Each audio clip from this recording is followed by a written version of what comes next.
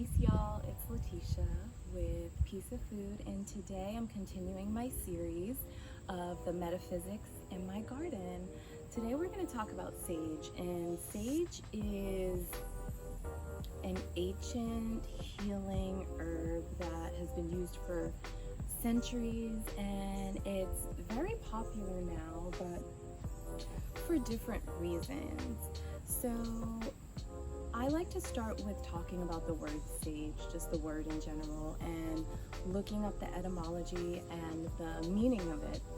So I immediately, knew, but immediately saw that sage is dealing with wisdom. It means a wise, a knowledgeable man, person, and it is Latin. In Latin,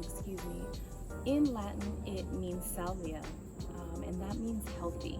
So we already see that this herb is connected to wisdom, it's connected to health, and just well-being in general. So let's continue. Growing sage it's pretty simple. I am growing it in a few places, and I'm gonna show you. I have purple sage, I have garden sage, and both of them are very easy plants to care for. I'm gonna show you this one that I have that's in a pot. So I grew this one from seed, and it's actually doing well. I water it maybe twice a week, but it does well in a very sunny area. I also have some in my raised bed garden and then in my front yard, and I'll show you that as we go along. The purple variety that I do have growing in the raised bed, it's very beautiful. It's green with like a slight grayish purple leaf, and it's on the stronger side, more pungent.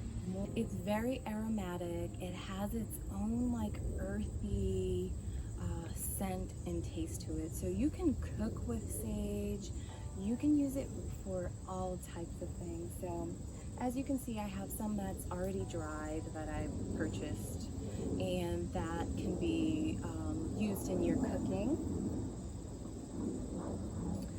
And sage has gained popularity for using it to clean out negative energy in your home, in your space. So the dried leaves and stems are wrapped and burned to let go of negative energy, to purify your space, to purify yourself.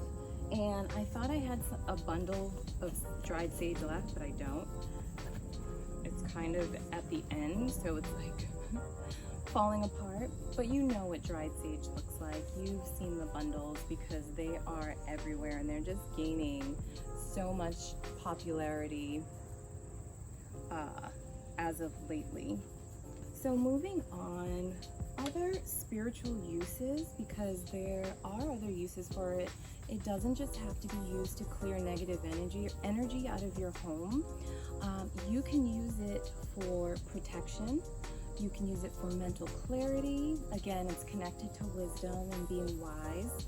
You can use it for fertility uses, attracting wisdom, like I said, blessing your areas and cleansing your space. Those are the more widely used reasons, basically.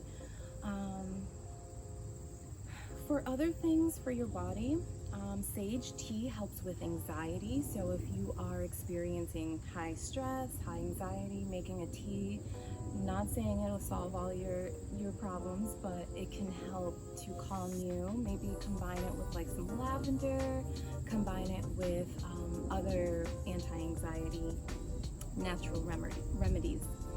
It's also detoxifying, and it's used, which I didn't really realize, it's used to help with menstrual cramps and during menopause. So it can help you with hot flashes and things like that if you are experiencing menopause. It's also good for indigestion. So if you're having some digestive issues, making a tea, not only for anxiety, but to help you with your digestion would be great.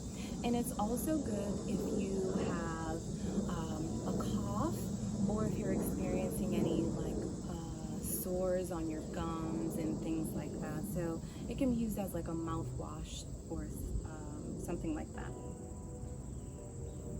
Just be mindful if you have high blood pressure, or if you are pregnant, or if you have epilepsy, that you stay away from large amounts of it, or stay away from it just in general, because it does have some properties where it can cause convulsions if it's used, if you use a large amount of it. So just be mindful that if you have high blood pressure, if you're breastfeeding, pregnant, or if you have epilepsy. So now I'm just going to show you some of my sage that I am growing.